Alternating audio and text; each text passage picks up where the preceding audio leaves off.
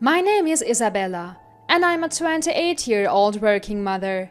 My husband Richard is a company employee, 2 years my senior, and we're about to celebrate our first anniversary.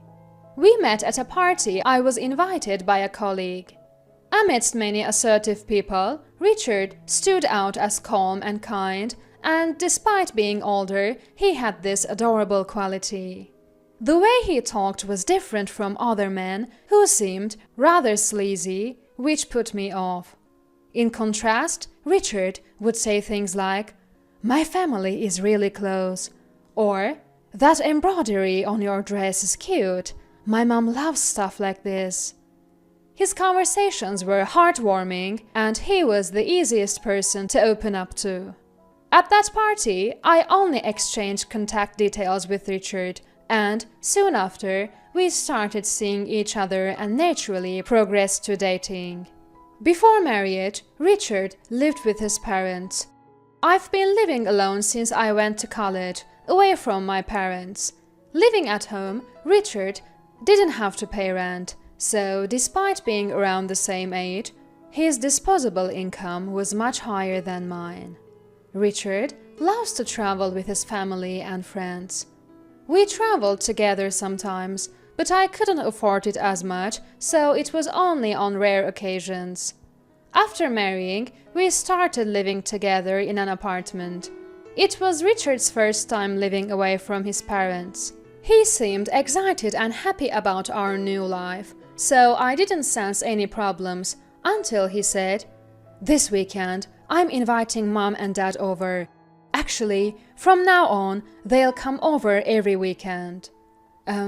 What? Richard began inviting his parents over every weekend. Their house was just a short drive away. Occasional visits would have been fine, but frequent visits were a bit much. I thought they visited just recently. I asked casually, trying not to upset him. "Yeah, isn't it great? Their family after all." He didn't get the hint at all. Every weekend, I felt utterly helpless, dreading their visits. The issue with my in-laws coming over was the repetitive talk. "Richard is such a remarkable son. The pride of the family, ha ha ha ha." Hearing the same conversation every time was one of the challenges. My in-laws often come over on Friday nights and stay until late on Sundays, spending all their time chatting in the living room. I can't just leave, so I end up having to be part of these interactions. Since they are guests, I'm the one who has to host. On my precious days off, I'm expected to cook lavish meals, clean the house, and even take care of their personal needs, leaving me exhausted. It would be nice if my husband and in-laws appreciated my efforts, but instead, they complain about my cooking. "Isabella, your cooking is somehow lacking. The drinks don't go down well with this. Richard, are you eating properly? You look thinner." "It's okay, Mom, Dad. I often eat out during the week." All three of them criticize my cooking. I had noticed before we got married that Richard's family tends to have heavily seasoned food. During our dating period, when I cooked for him, I was surprised to see him dousing steaks and scrambled eggs with loads of sauce. I started worrying if my cooking was too bland, but I realized it was just Richard's taste, as he did the same even in restaurants. Still, it's frustrating to hear from my in-laws, "Isabella, you need to cook properly. Didn't you taste it? Is this how it's supposed to be? A wife who can't cook is no good. You need to improve, or it might lead to divorce." It's irritating to be told that my food isn't delicious. Your seasoning is too strong, or maybe your taste buds are off. I can't just say, "I'll be more careful next time." All I can say is. So, I started making the food saltier and providing extra sauces when they visit, which I don't normally do. I can't risk my husband developing high blood pressure. "Oh, today's meal is a bit better, I guess." It has improved a bit, just a bit. Their appraisal slightly improved. But when I tasted it, it was quite salty, and I thought to myself, what a family of tasteless eaters. Well, if they are satisfied with that, I suppose it's okay for now. However, things got even worse. One weekday, when I returned home tired from work, I found my mother-in-law, Emma, there. "I'm here to teach you how to cook." It was past 9 p.m. I have to get up early tomorrow, I thought, but my silent plea was ignored as Emma's cooking lesson began. Her cooking was, as I expected, laden with seasonings to an unhealthy extent. The soup was loaded with condiments, and the main dish was fatty meat with extremely heavy seasoning. "It whets your appetite, doesn't it?" Emma seemed delighted. Richard dug in like a boy, exclaiming, "This is it!" The difference in our food values was terrifying, and I reluctantly tasted a bit of the meal. After that, Emma began visiting our home frequently. On weekends, my father-in-law, Joseph, would also stay over. It was almost like living together. It was exhausting. I reached my limit trying to accommodate my in-laws and desperately wanted to least 2 days off a week without seeing them. So, I subtly suggested to my husband, "How about we go somewhere to relax?" He loves traveling, and I thought he would take it as a hint for a trip. As expected, he said, "Great idea, let's plan a trip." He began planning the trip. Since moving in together, we had been in an almost co-living situation with his parents, but this would be our first trip alone since our honeymoon. Richard hadn't been traveling with his friends either. I hoped he was saving for our future. The trip he planned was a weekend getaway for 2 nights and 3 days. The destination wasn't far, so we could relax without taking leave. "Thank you," I said, grateful to my husband for planning it. "Yeah, leave the trip planning to me," he said proudly. In hindsight, that was a mistake. On the day of the trip, while waiting for the bus to our destination, Richard was looking around restlessly. "What's wrong?" I asked, but I realized the reason before he could answer. "Oh, good, we made it in time." "Hey, Richard, sorry to keep you waiting." To my surprise, my in-laws had shown up. I looked at my husband apprehensively. "Come on, both of you, we're almost late for departure. That was close." "That was close? No, this is not what was planned. I want my enjoyment back." "What do you mean?" When I mentioned the trip, Mom and Dad thought it would be more fun if we all went together. My husband said with a smile. I wish he had at least consulted me, or better yet, stopped discussing everything with his parents. He's already 30, for goodness sake. "Come on, let's get on the bus." "Isabella, don't just stand there daydreaming." "Okay." I wished for my 3-day holiday back. Throughout the trip, the enthusiasm of my husband and in-laws was overwhelming. "Let's have lunch at that restaurant." "Let's go to that place for drinks tonight." All the places I wanted to visit were ignored. Richard kept catering to his parents, paying no attention to my preferences. The worst part was, "Wow, what a great room, Richard." It was a 4-person room. I had been looking forward to staying in a suite, but it was a different room. Unable to sleep due to their snoring, it was an utterly exhausting trip. Back at work after the trip, I let out a big sigh, and my colleague next to me looked at me in surprise. "Hey, what's wrong? You've got serious dark circles." "Really?" I checked in a hand mirror and saw severe dark circles, not just blue but almost like red blemishes. I hadn't noticed them in my rush to leave the house. Lately, I've been so tired that I haven't spent much time on makeup. I was shocked. Then, My colleague whispered in my ear. "This is hard to say, but Isabella, your hair..." She pointed to a spot on my head. "What?" Afraid of what I might find, we went to the restroom together. Using the restroom mirror and my hand mirror, I checked the spot she pointed out and found a bald patch, the size of a coin. No way. I felt all my strength leave my body. A friend of mine had the same issue. "Are you stressed? Doesn't your husband notice?" My colleague helped arrange my hair to cover the bald spot, but I was truly shocked and didn't know what to do. Since it wasn't very busy that day, I left work early due to feeling unwell and stopped by the dermatologist before going home. I received medication, but it wasn't something that would heal quickly. The doctor said the cause wasn't clear-cut. However, I had already made up my mind.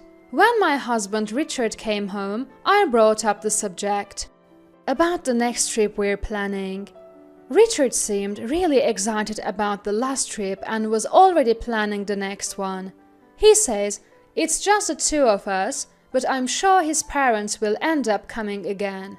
So, I tried a different approach. "Can we take my parents along?" If I said I didn't want to go, the trip would be cancelled, and his parents would probably end up staying at our house again. If I said I wanted to go out, his parents would join us. Yet, Richard hardly spends any time with my parents. He's only met them at the marriage introduction and the wedding. I thought this would be a good opportunity for him to understand how difficult it is to spend time with in-laws. But his next words left me speechless.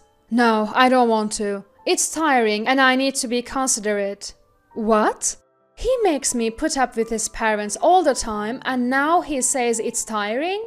I was completely infuriated. Later, my husband, I, and his parents, as expected, went on another trip. What place is this, I wonder? "Wasn't it expensive, Richard? Are you sure it's okay?"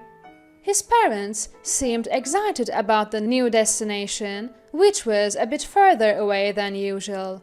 "Well, this time Isabella planned it, so I'm not too sure," Richard replied to Joseph. "Yes, I planned this trip. The accommodations, the restaurants, everything was booked by me. Isabella, it's important to have fun, but don't spend too much, okay? Yeah, a wife needs to be frugal." Upon learning that I arranged everything, his parents started implying that I was careless with money. "It's okay, I got a good deal through an acquaintance." "Oh, I hope it's not too old or anything. And not a place with bland food. That would ruin the trip. I'm a bit worried about Isabella's choices." Ignoring their unhelpful comments, I led the way to our accommodation. It was getting dark, perfect timing for dinner. We planned to have our meal at the hotel. Upon arriving, Richard and his parents were astonished. "Is this really the place?" It was a splendid upscale hotel. "Yes, let's go in."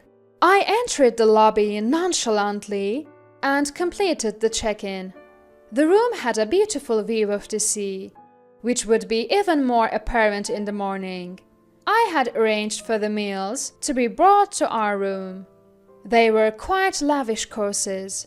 As the meal began, my in-laws were initially speechless.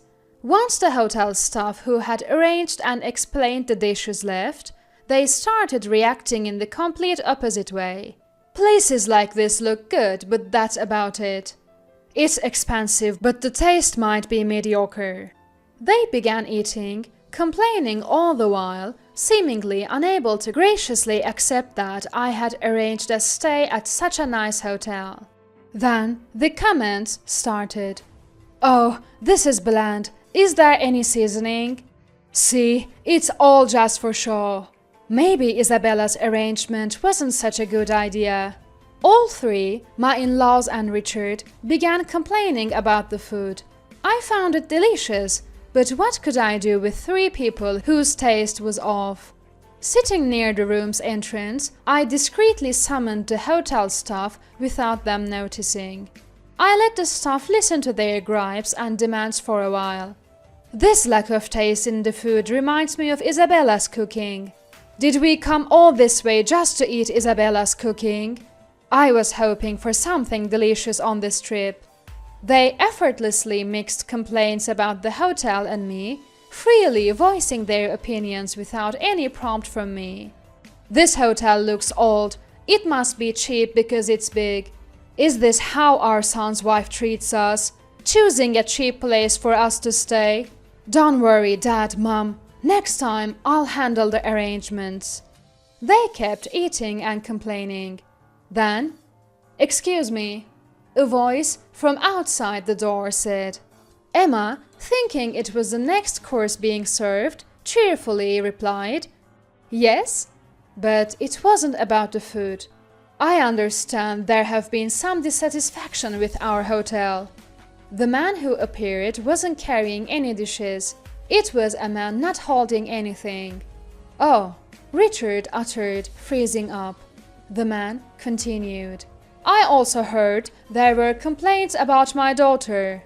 "Yes, the man who appeared was my father." "Oh, Emma looked confused and turned to Joseph. "Well, what a coincidence to meet here! Ha ha ha!" Joseph laughed nervously, but my father's expression remained stern. "If there's anything you're unsatisfied with, we can remake it or change to a different menu. May I ask what it would be?" My father calmly questioned them. The three, having pretty much finished their meals, seemed unable to respond. "No, nothing in particular," Richard replied. "Is that so? Earlier, my daughter asked me to listen to your requests, as you are important guests. So I was waiting outside. I apologize if our hotel's cuisine, which is relatively lightly seasoned, did not meet your preferences." When the three realized that my father had heard everything, their expressions changed to shock. "It's a joke. The food was actually very delicious. Just kidding around, you know, ha ha ha."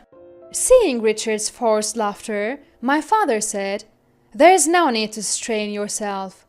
Richard's face froze at this. I had called my father to discuss the stress caused by my in-laws, leading to my alopecia, and the lack of support from Richard. It was the first time I consulted him about my husband. My mother passed away early, and I didn't want to worry my father too much. Hearing my story, my father was furious. "I'm coming over right now." He was determined to travel despite the distance from our house to his. I told him about Richard's travel plans and the likelihood of the in-laws joining, so we devised this plan together. My father is a retired manager of a prestigious hotel and still has influence there. As a child, I was often left at this hotel. Because of his late working hours and my kindergarten schedule, the hotel was my caretaker. I was doted on by the staff, helped with cleaning, learned cooking, and enjoyed delicious meals. So, my cooking skills are honed by this hotel.